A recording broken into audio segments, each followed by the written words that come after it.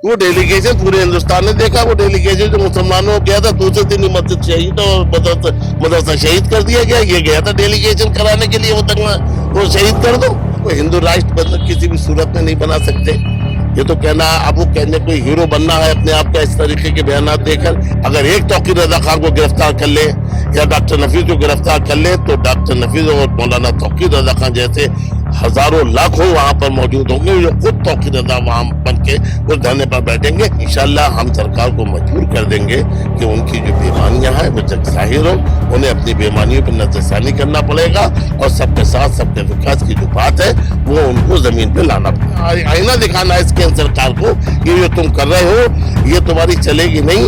इंशाल्लाह 2024 के अंदर तुम, अगर तुम्हारी यही खराबियां और बदनीयती रही, तो इंशाल्लाह तुम प्रधानमंत्री बन नहीं पाओगे, ये सरकार बन नहीं पाओगे।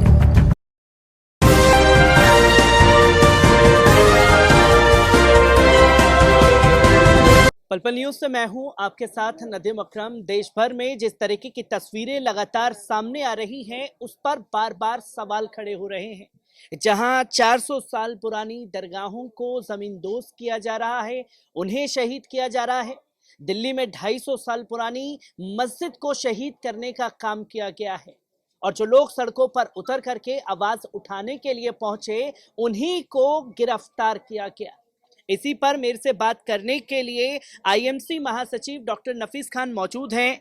किस तरीके से देखते हैं कि दिक्कतें सारी अवैध बता करके दरगाहों और मस्जिदों को ही जमींदोज करने का काम किया जा रहा है? देखिए, असल में बात यह है, ये कहना कि मस्जिद गाजबाना जमीन पे बनी है, तो हम आपके इस सम्मानित चैनल के माध्यम से बताना चाहते हैं कि मस्जिद किसी भी गज़ब करीबी जगह पे बना ही नहीं जा सकती, क्योंकि जिस जगह पे अगर गज़ब करीबी जगह पे मस्जिद बनाई जाती है तो वहाँ पर नमाजी नहीं होती। ये कहना बिल्कुल गलत है। ये एक तासुब के बुनियाद पर इस तरीके से किया जा रहा है।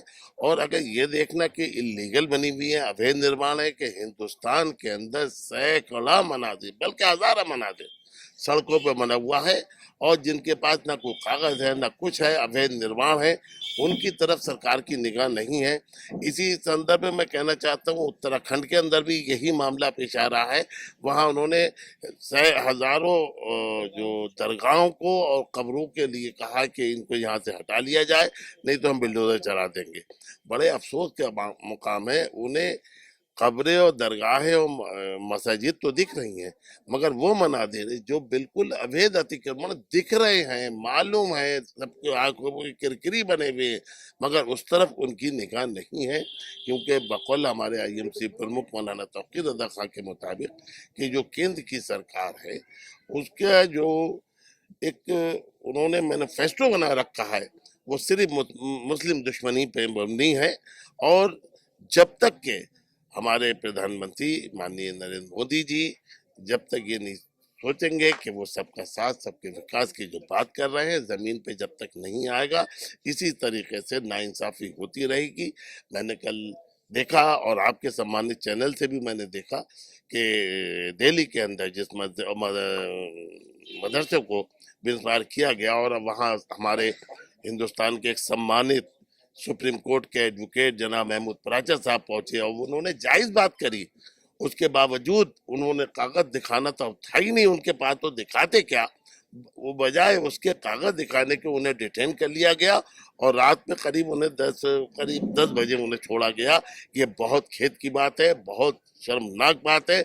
इत्तेहादी मिल्लत काउंसिल पूरा संगठन हमारा इसके मजम्मत करता है, खेद व्यक्त करता है, शर्मनाक वाकया है। और इंशाल्लाह जैसे अभी अभी हमारे आईएमसी प्रमुख ने बताया कि बहुत जल्द हम जंतर मंदिर दिल्ली के ऊपर एक बहुत जबरदस्त मुजाहरा करने जा रहे हैं। क्योंकि पहले तिरंगा यात्रा निकालने की बात करी थी नबी आला हज़रत मौलाना तौकीर रज़ा खान साहब ने, उसमें बरेली से लेके पहले पूरी यूपी और दिल्ली की पुलिस प्रशासन में हड़कंप मच गया, और उन्होंने 72 घंटे डिटेन किया, उसमें मुझे भी डिटेन किया गया था, और वो प्रोग्राम डिटेंशन की वजह से नहीं हो सका। अब हमने और हमारे प्रमुख ने ये सोचा, आईएमसी प्रमुख ने, कि इंशाल्लाह बहुत जल्दी इसके बाद हम एक ज़बरदस्त मुजाहरा जंतर मंतर पे करेंगे, और यहाँ इंशाल्लाह जो एनसीआर की जो पब्लिक है इंशाल्लाह ज़बरदस्त तरीके से वहाँ पर धरने पर बैठेगी और इंशाल्लाह हम सरकार को मजबूर कर देंगे कि उनकी जो बेईमानियां हैं वो जग जाहिर हो, उन्हें अपनी बेईमानियों पर नजरसानी करना पड़ेगा और सबके साथ सबके विकास की जो बात है वो उनको जमीन पे लाना पड़ेगा। क्योंकि सबके साथ सबके विकास की तो बात की जा रही है। जब जब आप लोगों की तरफ से ऐलान किया गया है तो एक तरफ से तस्वीर आवाम को दिखाने की कोशिश की जा रही है। नबीर आला हजरत को जब हमने हाउस अरेस्ट कर दिया और पार्टी के कार्यकर्ताओं को हाउस अरेस्ट कर दिया, जो एडवोकेट जमीन पर उतर करके काम कर रहे हैं उन्हें डिटेन कर दिया गया, तो आवाम को तो जेल का डर दिखाने की कोशिश की जा रही है। जब बड़े बड़े रहनुमाओं के साथ ऐसे किया जा रहा है तो आवाम को लेकर के किस तरीके से चला जाए? नहीं, इंशाल्लाह ईद के बाद जो प्रोग्राम बनाया वो हम इस पे बहुत गौर कर रहे हैं और हम अपनी आवाम से ये गुजारिश करेंगे, तुम हर वो फर्द जो जनता मंतर पे पहुंचे खुद तौकीर रजा है, अगर एक तौकीर रजा खान को गिरफ्तार कर ले या डॉक्टर नफीस को गिरफ्तार कर ले तो डॉक्टर नफीस और मौलाना तौकीर रजा खान जैसे हजारों लाखों वहां पर मौजूद होंगे जो खुद तौकीर रजा वहां बन के उस धरने पर बैठेंगे। अगर तौकीर रजा खान को गिरफ्तार कर लिया तो हम तो परमिशन लेके वहां प्रोग्राम करेंगे, अगर उन्हें डिटेन करते तो पब्लिक तो वहां जाके बैठेगी, हर एक वो तौकीर रजा होगी और वो वही मांग करेगी जो मौलाना तौकीर रजा खान इस केंद्र सरकार से मांग कर।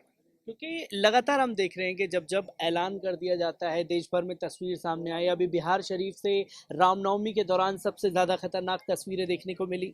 जबरन जो है मुसलमानों की बस्ती से रामनवमी का जुलूस निकालना है, मस्जिद के आगे आकर के भड़काऊ गाने बजाए जाते हैं, भगवा झंडे लगाए जा रहे हैं। तस्वीर कहाँ दिखती है? क्योंकि ऐसे में जब देश के गृह मंत्री बोलें कि उल्टा टांग देंगे हम दंगाइयों को, उनको किसी कीमत पर नहीं बख्शेंगे, कोई गिरफ्तारी नहीं होती और अगर गिरफ्तारी भी होती है तो सिर्फ और सिर्फ मुसलमानों की होती है। ये तो गिरफ्तारी हो कैसे, जिन लोगों ने वो दंगे कराए हैं वही तो सत्ता में बैठे हुए हैं। अब वही जब उनके पेट भर कर वो गिरफ्तार उन्होंने दंगे कराए तो वो उन्हें कैसे गिरफ्तार कर ले। इसी बात को, इसी तकलीफ को तो लेकर हम इंशाअल्लाह अज़ीम ईद के बाद मुजाहरा कर रहे हैं जनता मंतर पे। इन्हें आईना दिखाना है इस केंद्र सरकार को, ये जो तुम कर रहे हो ये तुम्हारी चलेगी नहीं। इंशाअल्लाह 2024 के अंदर तुम, अगर तुम्हारी यही खराबियां और बदनीयती रही तो इंशाल्लाह तुम प्रधानमंत्री बन नहीं पाओगे, ये सरकार बन नहीं पाएगी। क्योंकि 2024 की तैयारियां तो ये साफ तौर पर दिखाया जाना ना कि हिंदू राष्ट्र बना दिया गया है, देश हिंदू राष्ट्र बनेगा, जगह जगह मांगे की जा रही हैं। देखो, हिंदू राष्ट्र बनना किसी भी सूरत में नहीं बना सकते।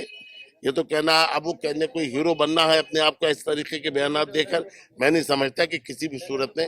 यूं कि हमारे हिंदू भाई सामने आ रहे हैं ना, वो इसकी जबरदस्त मुखालफत कर रहे हैं। मुसलमान तो ज्यादा मुसलमान तो बोल नहीं रहा है।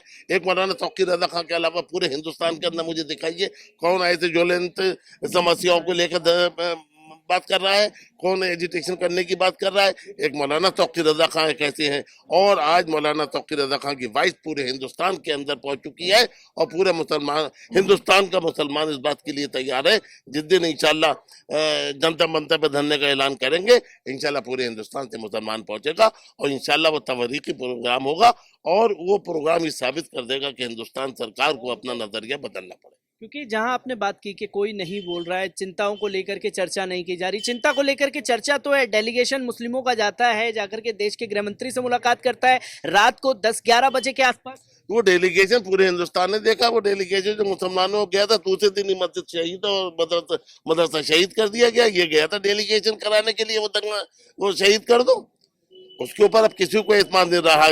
डेलीगेशन में जो लोग थे उनको हिंदुस्तान का बच्चा बच्चा अब जान चुका है कि वो भारतीय जनता पार्टी के पीछे से बापर्दा जिसे कहना चाहिए वो उनके लोग हैं और वो वही करते हैं जो उनसे भारतीय जनता पार्टी कराती है। डॉक्टर नफीस खान हमारे साथ मौजूद थे, जिन्होंने साफ तौर पर कहा कि जिस तरीके की तस्वीर देश में बनाई जा रही है उसके लिए अब देश के मुसलमान खुद सड़कों पर उतर करके तमाम तस्वीरों को सामने रखेंगे।